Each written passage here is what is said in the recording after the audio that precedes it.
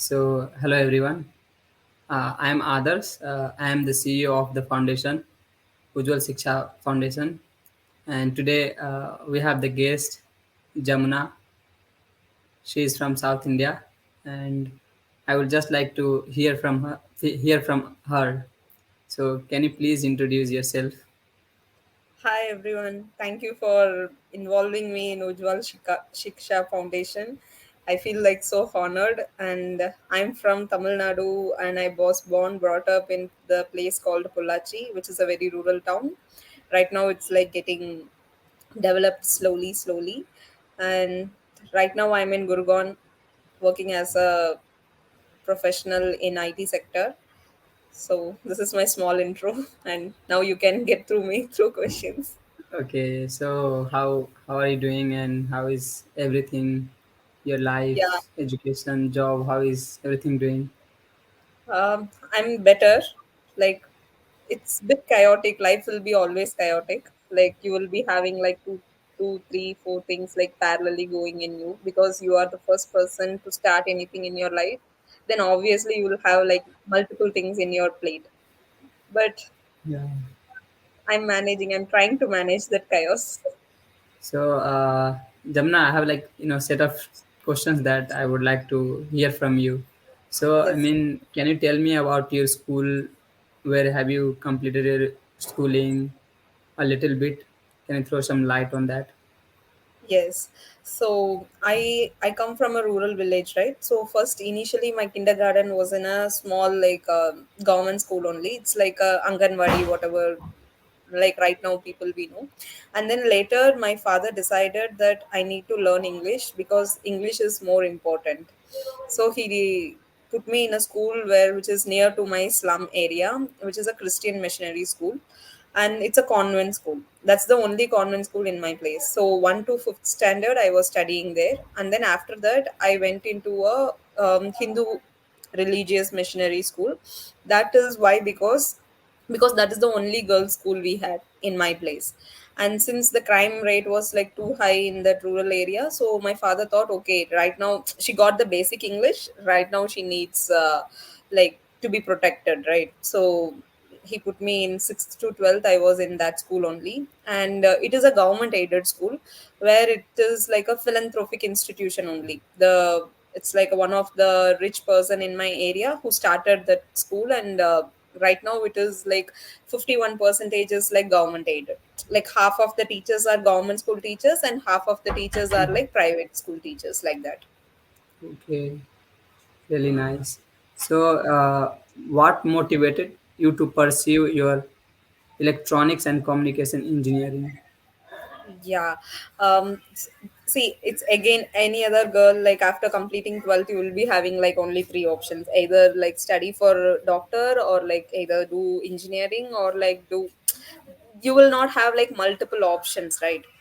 Mm-hmm. So I got like I mean I was just aware that I can give counseling after my 12th marks, so I thought, okay, let me go. When I went for the all India rank counseling, then I got a engineering seat.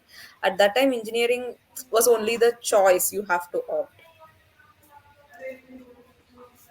And then you did your master with the political science, right? Political. Yes, So this it's is a a conscious. diverse. Yeah, it's a diverse. So how do you see, each other? How the two contrast subject is helping you? One is engineering, so no relation with the maths, and the pol Yeah. science, it doesn't have any relation with the math. So how is shaping your life, Yeah. both these So subjects? yeah, the main reason why I opted political science is my UPSC preparation, because Mm-hmm. I was consciously doing my masters because I took like a 2 years gap after my undergrad. After my undergrad, I was working and everything. My undergraduation is a like a the only option, as I told you, but my masters wasn't like that. So what I did is like I was doing political science and we have like 17 to 18 optional subjects in it.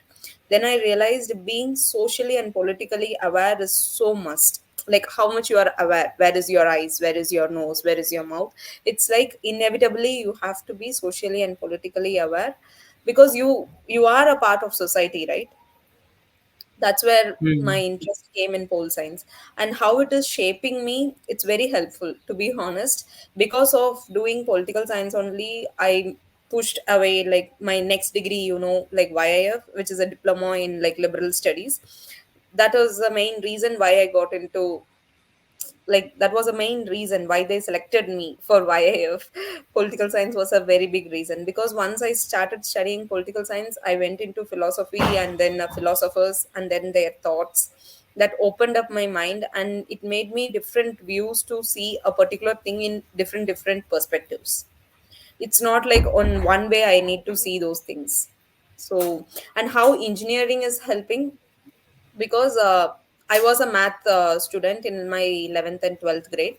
So mathematical skills gives you to analytically see the things, but Yeah. analyzing is not just enough. You need to understand it also, right? Just by analyzing you can't come into a conclusion, and if you come into a conclusion just by analyzing, it's not good. So with analyzing and philosophically thinking it, which it makes things better.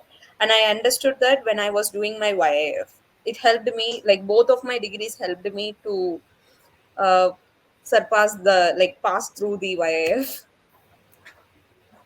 Okay, this was really nice answer from you. So, in your opinion, what are the qualities that an IT manager should have? How many skills and qualities that you would suggest for coming up, IT project manager? Okay. Uh, First, the thing is, this is a NBFC company. What I'm working now is a non-bank, like, financial company.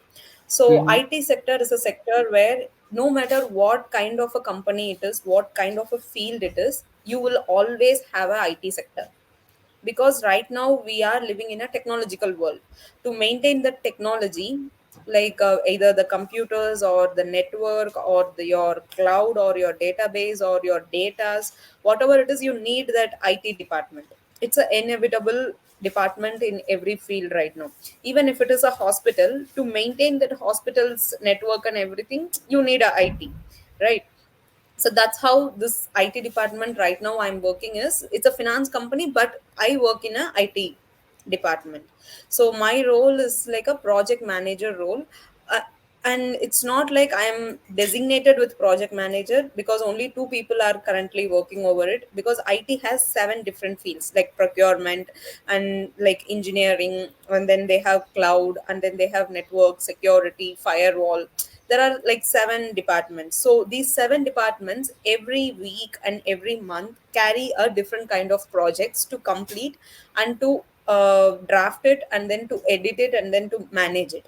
So my role is to like make sure whether these projects are functioning on right time, and whether they are completing on right time, and giving the project managers and the leadership team to give the report, like what is the weekly update, what is the monthly update, everything is on track or not. These are the things my role is. So what are the skills is required for an IT project manager? If you specifically ask, the person has to be like have a management skills. They need to know, first thing, how the interpersonal skills and intrapersonal skills are working. Like you need to understand yourself, how you are fitting in a corporate, or like how you are fitting in a IT department, first thing. And the second thing is people management skills. You don't need to please anyone. You have to know how professionally to handle things, like how to professionally ask for something, and how to professionally get something from someone. Getting things done is more important in IT field. You get it? Rather like doing few, it's not like your internship or project you're doing with your friends. It's a office space. It's a workspace. So keep things straight, like this is what I need and give it in this time. So the, like, you need to build up your interpersonal and intrapersonal skills, which is more important. And then you have to know like to manage your time management. That is, so like from school we are saying to everyone. Yeah, I mean, Yeah. so you previously talk about your YIF, right? You previously talk about YIF, Young India I Fellowship. Your voice is breaking. Could you?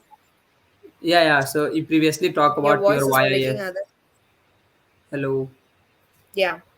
Yeah. So you Yes, yes, previously yes. talk. I'm audible. You, you previously talk about your YIF.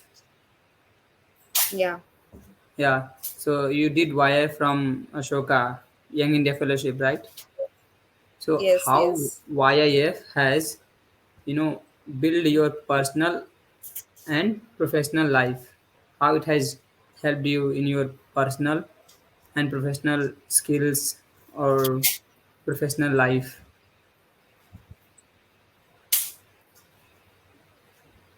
Your voice is breaking. From my understanding, you're asking how YF have helped my professional journey and my Yeah, personal yeah, journey, right? yeah, yeah, yeah, Okay.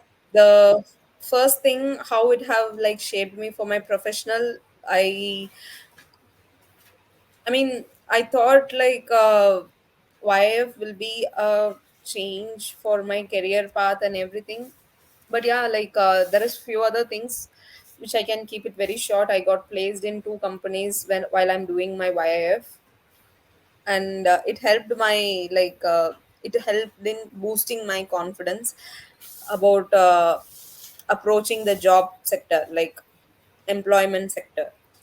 But unfortunately, I was unable to get into those companies to continue as the designation whatever they did, because there was some politics was happening. But later again, with the YIF network and everything, I got into the current job what I am right now. The only thing I learned is it has a like a educational community, YIF, and you can use it in a very wise way. For that, you need to be like completely aware about how these private institutions work. So I was not aware before entering Ashoka, like what is Ashoka. Like I don't know the real depth of Ashoka being a private educational institution. But once I came, I got to know, and I was also like, I was also like suppressed, and I was also went through a lot. But it made me, I mean, at the end of the day, it's up to you. Like they don't need to like put you, like they don't need to lift you. They allowed you inside that institution. Now it's up to me, like how I'm making the most out of it. But there is obstacles that you need to know. This is professionally. Personally, yeah, like I began I got to know like few good people around me. Like it made me again believe in humanity. Personally, I had lot of lessons, and I got like people for my lifetime. That's the best thing about Ashoka, because there is a standard where Ashoka is like taking people in for any course. It's not only for YIF, like for MLS, MA, like PhD, for UG, for everything. Ashoka has a standard in taking people in, and in that, like finding your own people, it's a skill. yeah. And You're right. you need to be patient. You need to give your time. You can do some sacrifices also, but you allow yourself to be one among the, what to say, one among that ocean of people. Like you'll find your own people, and that's how this Adarsh is also in front of me right now. Yeah, yeah. Thank you so much for your wonderful answer. I have one more question. Yeah, yeah. So you are as a IT project manager, how do you keep updated yourself with the advancement and the latest technology that is that is useful in your field? Yeah, this is a personal effort only for any Okay. field, like any person, any designation, whoever, like wherever you are. It's your personal things. For example, for the first 6 months, I was not concentrating on like personal development or like involving in technologies or nothing. For the first 2 months, it was like observe, like understand what is that company, and Mm-hmm. then you need to understand what is your job role and its responsibilities, and what is like you are under control, like who are you are answerable. So understanding is more important than updating is happening in for me in from last month only, because right now I have completed my 8 months. This is my ninth month going in this organization. So right now only I have concentrated, okay, these are my roles, how come I can enrich this from my effort, like because I am a human resource for that company. So this human resource has to be like useful for them also and for me also, right? My skill set, my mind, my Yeah. time, everything. So I need to be aware what I'm giving, and I'm not giving more than what I'm paid. Yeah. So I mean, so these were the questions that I had for you. So if you Yeah. have any queries related to Ujjwal Shiksha Foundation or anything Okay. that you want to know from me, you can let me know. Yes, yes, yes. I want to know like how this is like functioning on behalf of you, and like your motivation to start this and your journey in Shiksha Foundation. So this foundation uh, got established in 2000 recently, like 2023, and like it is a it has we started in 2018. So our main motive was to prepare kids for a competitive exam, and Okay. there are schemes from the government which provide free education to the kids when you Mm, clarify when you qualify exam. So mm, you can get your education free of cost, and there are also there are different NGOs which provide free education to underprivileged kids.